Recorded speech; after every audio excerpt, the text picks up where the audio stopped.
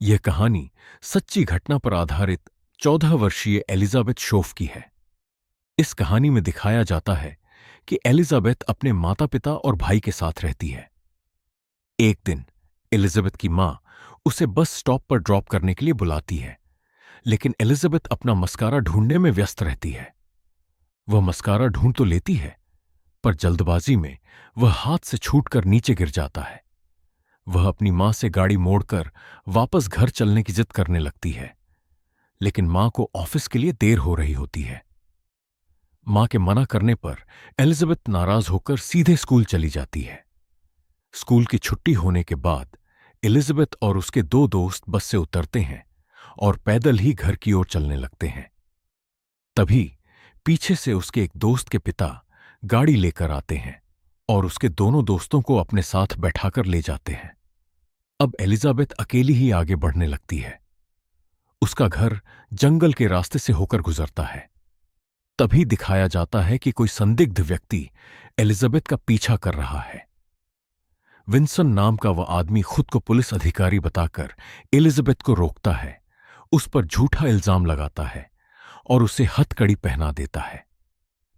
वह डराते हुए उसे बताता है कि उसका भाई भी उसी के कब्जे में है, और फिर एलिजाबेथ के गले में एक पट्टा बांध देता है, जिसे वह बॉम्ब बताता है ताकि वह भागने की कोशिश न करे। इसके बाद विंसन उसे जबरन जंगल के अंदर ले जाता है। जंगल के बीचों बीच पहुंचकर वह उससे कई निजी सवाल पूछता है, जैसे उसकी उम्र और वर्जिनिटी। फिर वह खुलासा करता है कि वह कोई पुलिस वाला नहीं है, बल्कि उससे प्यार करता है। वह एलिजाबेथ को जमीन के नीचे बने एक गुप्त बंकर में ले जाकर कैद कर देता है। वह बंकर जमीन के नीचे इस तरह बना था और उसका दरवाजा सूखी पत्तियों व झाड़ियों से ऐसे ढका गया था ताकि ऊपर से किसी को भी नजर न आए। बंकर के अंदर टीवी, टॉर्च, खाना और कुछ जरूरी सामान मौजूद तो था, लेकिन बाहरी दुनिया से उसका संपर्क पूरी तरह से कट चुका था। दूसरी तरफ एलिजाबेथ के समय पर घर न पहुंचने पर उसकी मां चिंतित होकर उसके दोस्तों को फोन करती है। उसका भाई और दोस्त तुरंत आसपास के जंगल में उसकी तलाश शुरू कर देते हैं। जब आसपास कहीं भी उसका कोई सुराग नहीं मिलता, तो एलिजाबेथ की मां पुलिस में शिकायत दर्ज कराती है। पुलिस की टीम खोजी कुत्तों के साथ आसपास के इलाके में तलाशी शुरू करती है। जब कुछ भी हासिल नहीं होता, तो वे घर आकर पूछताछ करते हैं। पुलिस अधिकारी लापरवाही दिखाते हुए कहते हैं कि इस उम्र में बच्चे अक्सर अपने बॉयफ्रेंड के साथ चले जाते हैं और अगले दिन तक खुद ही वापस आ जाते हैं। लेकिन अगले दिन भी जब एलिजाबेथ का कोई पता नहीं चलता, तब पुलिस मामले की गंभीरता को समझती है। इसके बाद पुलिस और परिवार वाले हेलीकॉप्टर और खोजी कुत्तों की मदद से बड़े पैमाने पर जंगल में सर्च ऑपरेशन शुरू करते हैं। दूसरी तरफ उसके दोस्तों से पूछताछ की जाती है और इलाके में मिसिंग के पोस्टर्स बांटे जाते हैं। जब पुलिस एलिजाबेथ के माता पिता को बताती है कि अब तक कोई सुराग नहीं मिला है, तो यह सुनकर उन्हें गहरा सदमा लगता है। इसके बावजूद वे उम्मीद नहीं हारते और एलिजाबेथ के पिता अपने दोस्तों के साथ खुद ही जंगल के कोने कोने में उसकी तलाश में निकल पड़ते हैं। इधर बंकर में विंसन टीवी पर खबरें देख रहा होता है। वह एलिजाबेथ को भी उसके खुद के गुमशुदा होने की खबर दिखाता है। एलिजाबेथ टीवी पर अपने मां बाप को बेबस और रोते हुए देखती है, तो वह अपने परिवार को देखकर बहुत भावुक हो जाती है। जब एलिजाबेथ विंसन से उसके अतीत और इस कदम के पीछे की वजह पूछती है, तो विंसन अपने जवाब में खुद को बेकसूर, पीड़ित और परिस्थितियों का मारा हुआ साबित करने की कोशिश करता है। विंसन बताता है कि उसकी पूर्व पत्नी ने उस पर घरेलू हिंसा और कई झूठे इल्जाम लगाए थे, जिसकी वजह से वह पुलिस की नजर में अपराधी बन गया।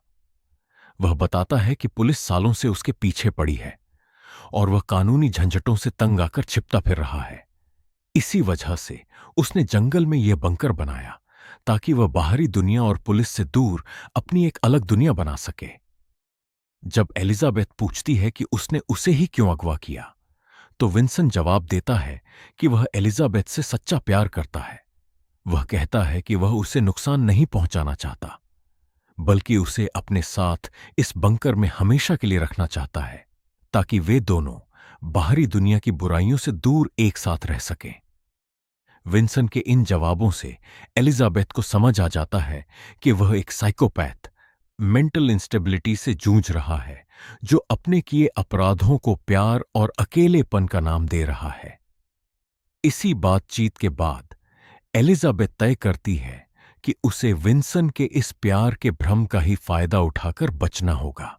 एलिजाबेथ को पता चलता है कि विंसन के पास एक मोबाइल फोन है। एक सुबह जब विंसन बंकर में सो रहा होता है, एलिजाबेथ चुपके से उसका फोन उठा लेती है। वह अपनी मां को बंकर की लोकेशन, जंगल का हाल और अपनी स्थिति के बारे में एक पूरा मैसेज टाइप करती है और सेंड कर देती है। बंकर जमीन के नीचे होने के कारण फोन में नेटवर्क नहीं आ रहा होता। एलिजाबेथ बंकर का दरवाजा थोड़ा सा खोलकर सिग्नल पकड़ने की कोशिश करती है, लेकिन मैसेज पेंडिंग में ही अटका रहता है।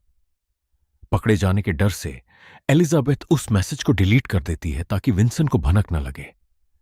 मैसेज डिलीट करने के बाद एलिजाबेथ का सब्र टूट जाता है। वह टेबल पर रखी विंसन की बंदूक उठाती है और सोए हुए विंसन पर तानकर सीधे ट्रिगर दबा देती है, लेकिन बंदूक से कोई गोली नहीं चलती। वह बंदूक नकली थी जो जाम हो जाती है। वह फौरन गन वापस रख देती है। अगले ही दिन बंकर में लगे छोटे टीवी पर अचानक न्यूज चलती है। न्यूज में एलिजाबेथ की फोटो और विंसन की पहचान का खुलासा हो चुका होता है। एंकर बताता है कि पुलिस को अपहरणकर्ता का पता चल गया है और जंगल को घेरा जा रहा है। अपनी फोटो और खबर देखकर विंसन बुरी तरह घबरा जाता है और एलिजाबेथ पर चिल्लाने लगता है, तुमने पुलिस को बताया, तुमने मैसेज किया। एलिजाबेथ पूरी शांति से विंसन को फोन देखने को कहती है कि उसमें कोई सेंड मैसेज नहीं है और कहती है, यह पुलिस की चाल है तुम्हें डराने के लिए, मैंने कुछ नहीं किया। अगर मैंने मैसेज किया होता तो क्या पुलिस अब तक यहां नहीं पहुंच जाती। एलिजाबेथ उसके अतीत और पर्सनल लाइफ के बारे में पूछकर उसका ध्यान भटकाती है। विंसन पूरी तरह पिघल जाता है और रोते हुए अपने अतीत और लूसी के बारे में सब सच उगल देता है। विंसन बताता है कि एलिजाबेथ से पहले उसने लूसी नाम की एक दूसरी लड़की का भी इसी तरह अपहरण किया था। विंसन खुलासा करता है कि जमीन के नीचे जिस बंकर में एलिजाबेथ कैद है, उसे उसने अकेले एलिजाबेथ के लिए नहीं, बल्कि लूसी को कैद रखने के लिए बनाया था। लूसी के साथ क्या हुआ? विंसन बताता है कि उसने लूसी को भी इसी बंकर में कई महीनों तक बंद रखा था, लेकिन लूसी ने कभी उसकी बात नहीं मानी, हमेशा उससे नफरत की और भागने की कोशिश करती रही। विंसन अपनी सनक को सही ठहराते हुए एलिजाबेथ से कहता है कि लूसी ने उसका दिल तोड़ा था और उसके साथ धोखा किया था, जिसकी वजह से उसे लूसी को खत्म करना पड़ा।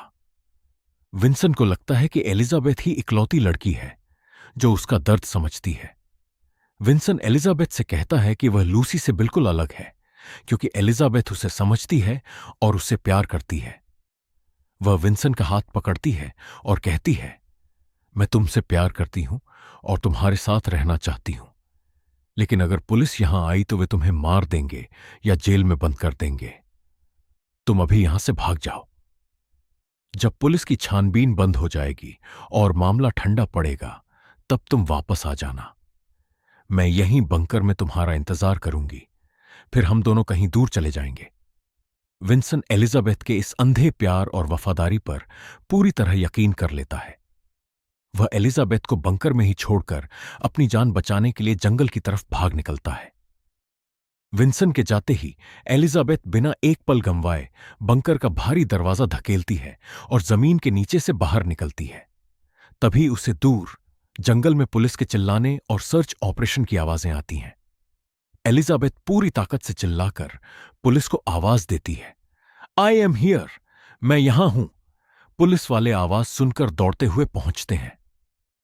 10 दिनों की खौफनाक कैद के बाद एलिजाबेथ को सुरक्षित अस्पताल पहुंचाया जाता है, जहां वह अपनी मां और परिवार से गले मिलती है।